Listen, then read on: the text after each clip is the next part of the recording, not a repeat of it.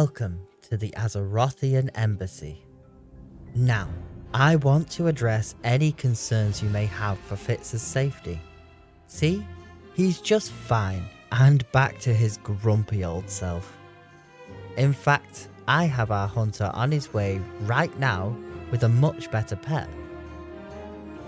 Speak of the devil. Ah, what a cute little flesh beast. He's perfect. Now, while they get situated, come, take a seat by the fire. The red Dragonflight, weavers of flame, wielding the power of destruction and creation. These noble creatures have a long and complicated history, but they begin much like the other flights. A gargantuan beast named Galakrond threatened all life on Azeroth, and many proto-dragons aided the Titan Keepers in putting a stop to his rampage. 5 of these drakes showed themselves to have exceptional potential, and so the Titan Keeper Tyr convinced the others to bestow a portion of their immense power unto them. One of these was Alexstrasza, a ruby-scaled leviathan. Aeonar, the Titan of Life, was the one to bestow her with her gift, earning herself the title, the Lifebinder, as she took her vigil over all life on Azeroth. She was the most wise, the most compassionate, and so was also given the title of Dragon Queen and dominion over all of dragonkind. The civilization of dragonkind reached its peak as the red flight spread out throughout Azeroth, helping all life to flourish. That is, until the Night Elves, under the rule of Queen Azshara, inadvertently caused the invasion of a demonic army known as the Burning Legion. The entire Red Flight came to the defense of Azeroth, and when Neltharion, leader of the Black Flight, came to her with a plan, she was quick to heed his counsel.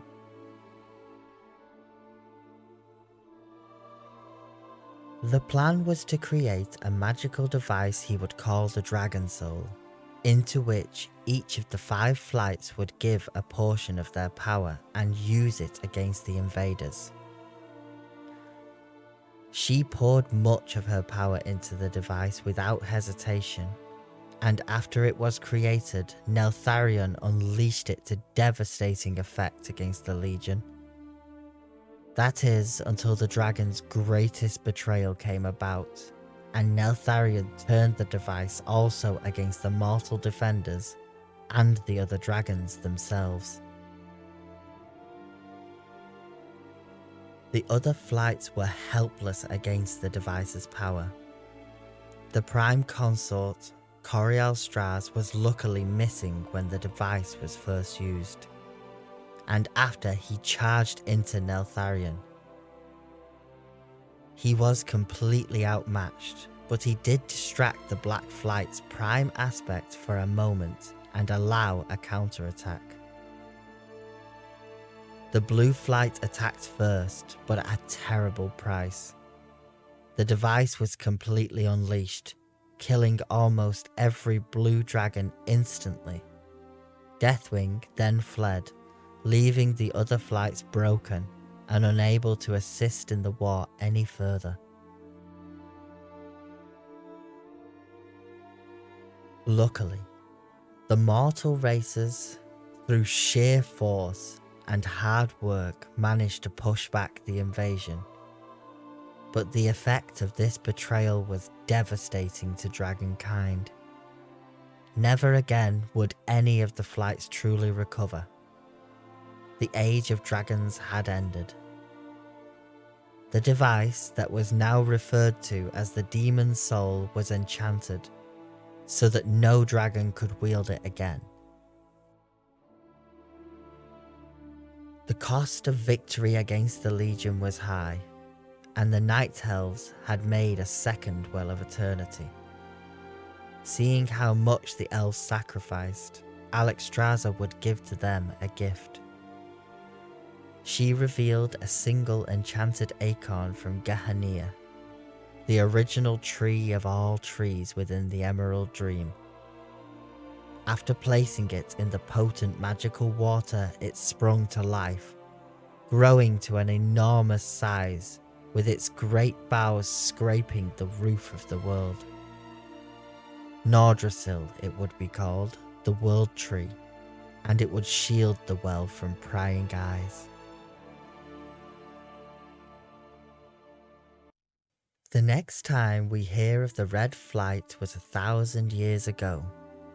The Night Elves were fighting another war against an insidious foe. They were battling the giant insectoid servants of the old gods, hell-bent on destroying all life on Azeroth. The Red Flight lent them their aid and pushed the insects back, sealing them within the ruins of Qiraji. Although suffering minimal losses, Kalistraz, the Queen's progeny, was thought lost during the final push. She survived, however, along with a green and a blue dragon, but they found themselves tortured at the hands of the Qiraji lords for some time. That is, until true champions years later would venture into the ruins and free them. Much time passed, and the events of the Second War unfolded on Azeroth. So far, Neltharion, now known as Deathwing, had been biding his time, plotting on ways to use the demon's soul. Knowing he could not wield the device himself, he made sure it fell into the right hands. It came to be in the possession of an orc warlock, Necros, who tracked down the Queen and used the device to force her into submission, along with many of the Red Flight. 80 long years she was forced to submit to torture and to spawn eggs so they may be raised as weapons for the Horde war machine. The now named Dragonmaw clan of orcs used the drakes to great effect, making the Alliance live in constant fear from dragon attacks. Any drakes that showed signs of being too willful or disobedient were slain instantly. But not all the red dragons were enslaved. Corialstraz, the Queen's consort, searched endlessly for a way to free his mate. The Horde was eventually defeated, but the Dragonmaw's grip over the Red Flight ensured they would still hold strong in their fortress at Batol. Deathwing, in an attempt to steal some of the eggs away for himself, manipulated Necros and made the Dragonmaw believe an Alliance invasion was imminent. So, they began to move the Queen to a more secure location. Seizing the opportunity, however, Corialstraz and the other flights attacked, and Ronin, a human mage apprentice of the Red Flight, joined the fray. He battled with Necros, eventually winning, and using one of Deathwing's own scales, he shattered the demon's soul forever. The release of primordial magics was swift, and it restored the aspects to their full power once more. They used this to push Deathwing back and crush the Dragonmaw.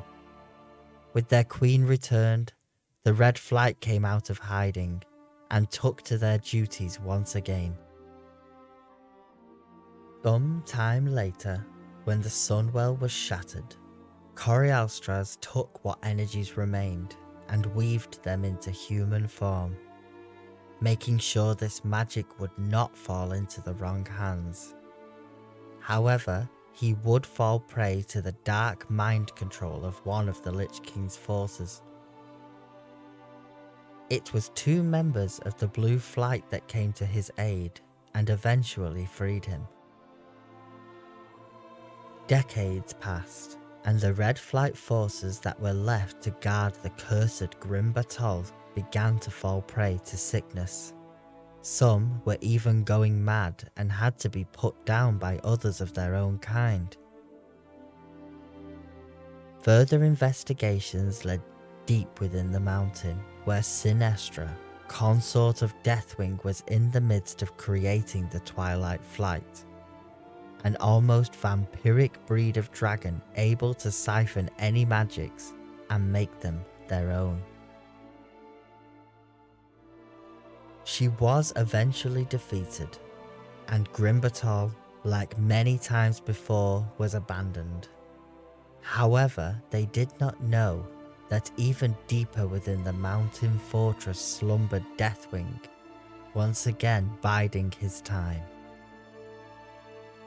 Malygos, leader of the Blue Flight, now recently restored to lucidity, began siphoning all magic away for himself, even started hunting mages, triggering the Nexus Wars. The Red Flight immediately opposed him, and when the Blues attacked Wyrmrest Temple, they called the other flights and the Wyrmrest Accord was formed. Once again, dragons were fighting dragons, and with no other way to end the war, the Red Dragonflight assisted in killing Malygos and putting an end to his savagery. The Red Flight has also been recorded in some smaller events. More recently, Alexstrasza presided over the marriage of Malfurion and Tyrande, even blessing the new tree Teldrassil that was grown from a branch of Nordrassil itself.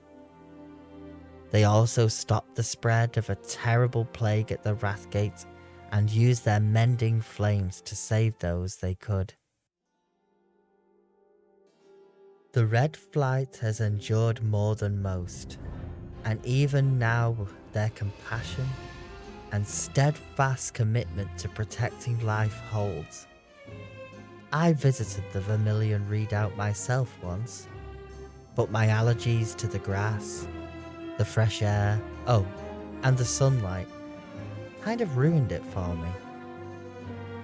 Wait, I could have sworn we only had one of these. Never mind. Stop by anytime.